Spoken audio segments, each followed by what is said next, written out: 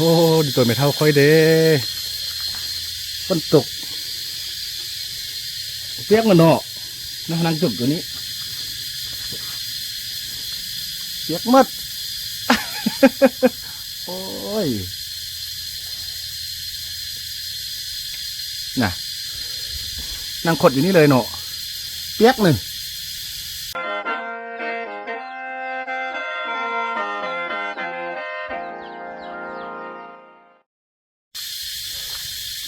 สวัสดีท่านผู้ชมขอปิดอีกคลิปหนึ่งที่เมื่อวันพอตรงเรื่องโอ้มาเผ็ดมันทึกดูห้มนี่นะคันทึกแดดเป็นมาร์กด้วยเนี่ยห้มตัวนี้ด้วยอุ้ยตกใจคือมันเพิ่งมาเบียด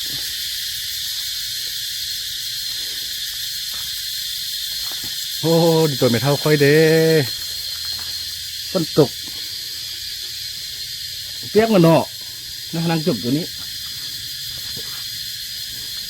เปียกมัด โอ้ย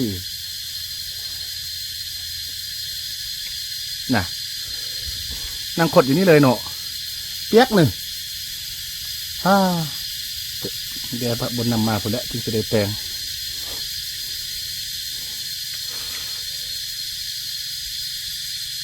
แต่แค่ในตะบนนอนเหรอบ่เปียกปันใดเนี่ยแต่กระตุกดุไล่ๆอยู่ทางอยู่กันเลยเนาะเนาะไปนอนคุณก็ไปนอนนะไปนอนอยู่กองตะล่างคุณน่ะคักบ่คักเนี่ยบ่เปียกอีกอันนี้ยังเปียกอยู่แต่ยูแทนต้องไปแป้งไม้ก่อนแป้งดีๆไม้ก่อนเนาะแป้งไม้ก่อนเนาะ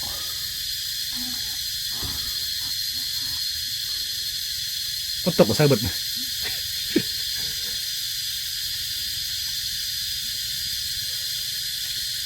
เป็นยอดเลยเหรอตะกี้แห่งตาดีต้นแล้วอยู่ป่าฝนตกเลยได้นั่งอยู่เอาเนาะนั่งจ้องมองอยู่สิไหนเนาะฝนห่ำหมดเลยนี่มาอย่างห่ำนี่อยู่บ่เขาอยู่บ่เห็นยังกระบุอยู่แต่จิมาออกเลยแหละบ่ให้เราอยู่เราไปอยู่ตรงตะล่างคนเอาไม้พวกนี้ไปล้อมกระไดเนี่ยตรงตะล่างคนง่ายก็เหมือนโปเปียกไหลดังไฟแล้วเราดังเลยผมไปยักยูน้ำหมูไปยักยูน้ำไม่เท่ามีไปยักยูน้ำผู้อื่น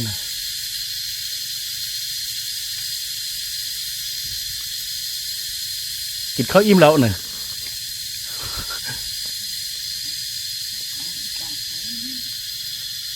ใครไปนอนบนนอน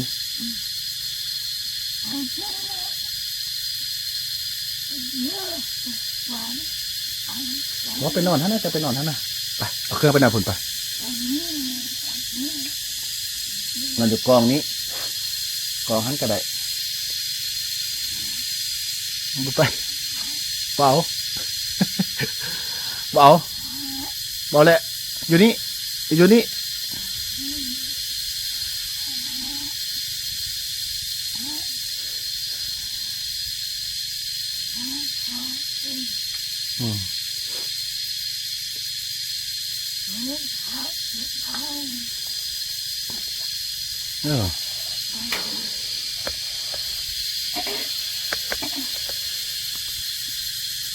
ว่ายอมอยู่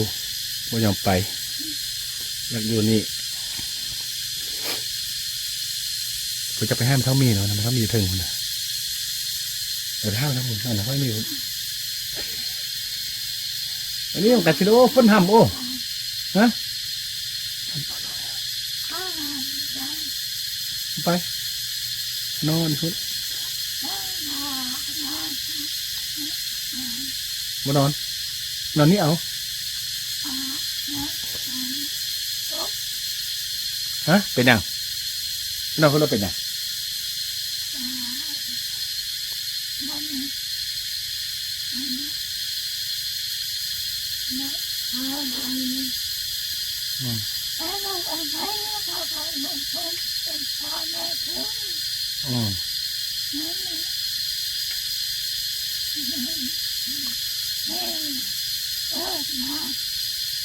เข้ามานอนนี้ คนเดียวผู้ชายบ่มีลูกชายผู้หนึงลูกแด่อืม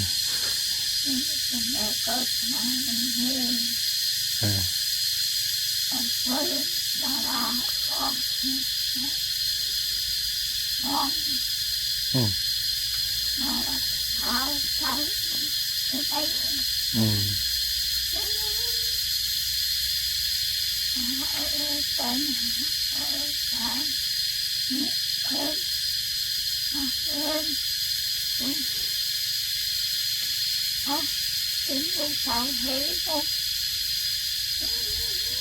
อืมลูกสาวให้กินนม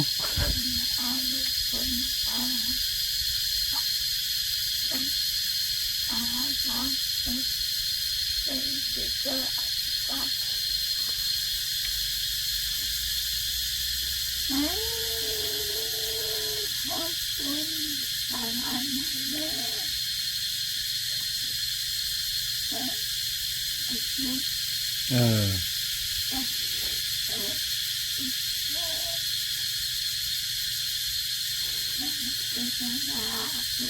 อืม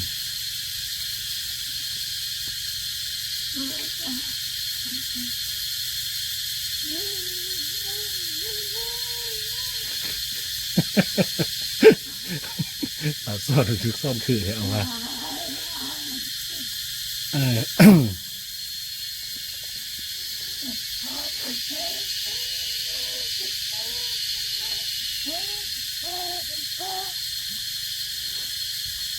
ถ้า acting คือเนาะเจ้าเนาะ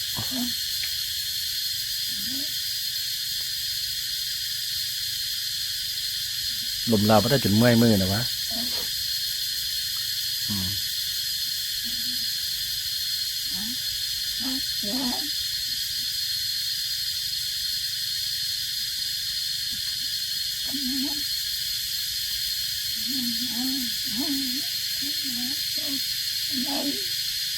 เหนื่อยไหม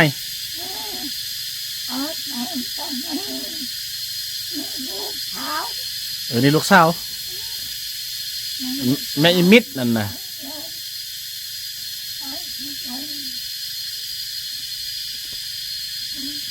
อ๋อ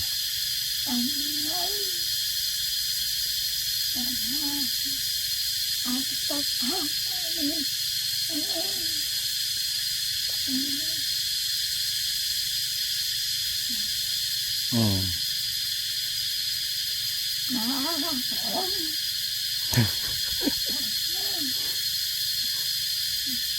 อืม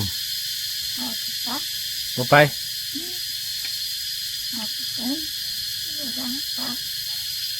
เออคุยเอาตัวอ้น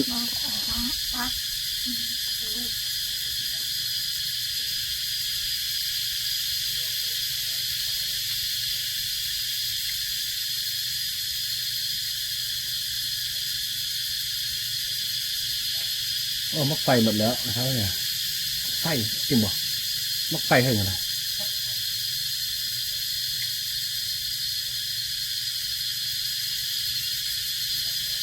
ไฟกินส้มโอ้มักไฟ ส้มนี่ส้มชีหนึ่งบ่กินอืมโอ้วันนี้เราดีเลยเอาไข่ให้เราบดต้มเลยแสดงว่าเราฮักซ่าไปกินไล่มือเนี่ยกินไล่มือเด้อไข่เด้อบดต้มต้มนี้มาเดียวเด้ออาจารย์เพลงกับ เป็นนิวรณ์เพิ่นซื้อมาให้เนาะโอ้แข็งได้ละเพิ่นจะบดต้มกินบัดเดียวแต่เพื่อนมาต้มหมดนอโอ้ดีใจมาช่วงนี้เพิ่นประหยัดกินแล้วทีบุยเพื่อแต่งให้กินเดี๋ยวนี้บุยเพื่อเบิ่งแง่เลยเนาะเพราะเท่าช่องเท้านี่นะอยู่แต่ช่องเท้านี้มีแต่บาโนนฮันบาโนนกับเหล่านึงเขาอยู่กับเอามาให้อยู่เนาะห้าบาโนนเอามาให้มีของกินนั่นแหละก็แบ่งมาให้แหละกับเขาบ่มีของกินแหละกับเขาละนี่มีเจียวมีของกินกับชีแขนไปได้กลุ่มอยู่ทิศหนึ่ง2 ทิศ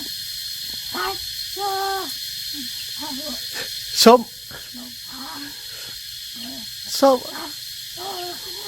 ส้มเลยบ่เราบอกเลยมักไฟส้มส้มเจ้าบ่กินน่ะเจ้าบ่กินน่ะกินบ่บ่เจ้าน่ะกินบ่บ่เจ้าน่ะกินบ่บ่กินส้ม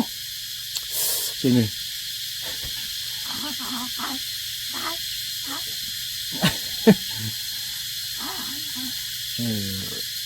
ส้มโอ้ไฟน้ำสุกดีเด้เนาะส้ม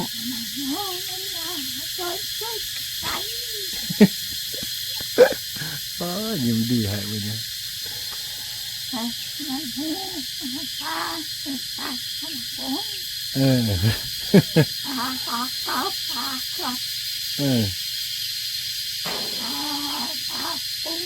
เธอคุ้นบ่เข้าจะเธอคนมาหาเจ้า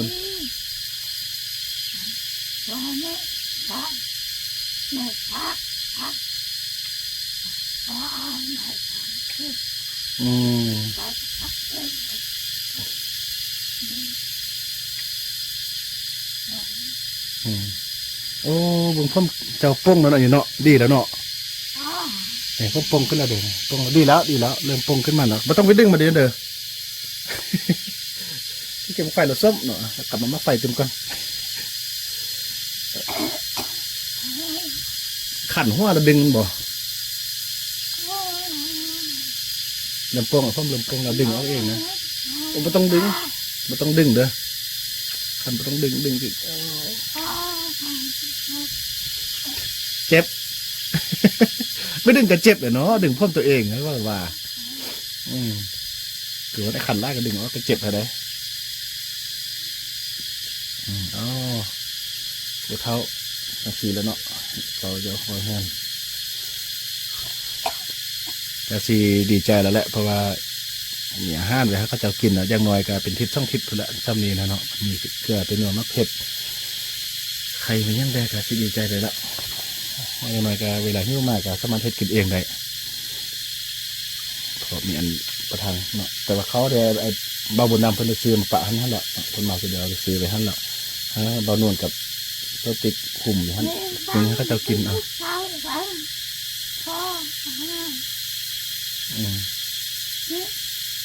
ไปแล้วเนี่ย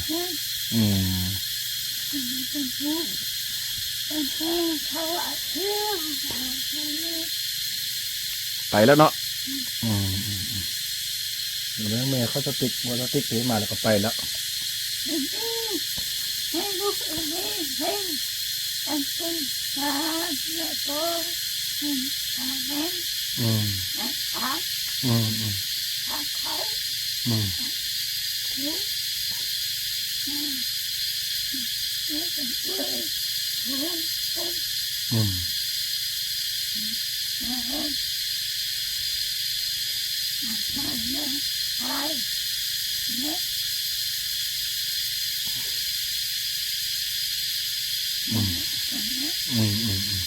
4-5 คนลูกสาวได้เข้าไอ้ยงจอมมุกไปป้าแล้วเขาไปป้าเขาหมดแล้วเด้อเข้าบูยูแล้วแต่ว่าเรื่องเข้าเนี่ยไปป้าบูยูแล้วทุกคนเนาะท่านผู้ชมคลิปนี้ก็เวลากันไปก็นั่งนำไปท่าแทบต้นธนาดำเราเนาะก็ดีใจพอได้อุดมกันเนาะ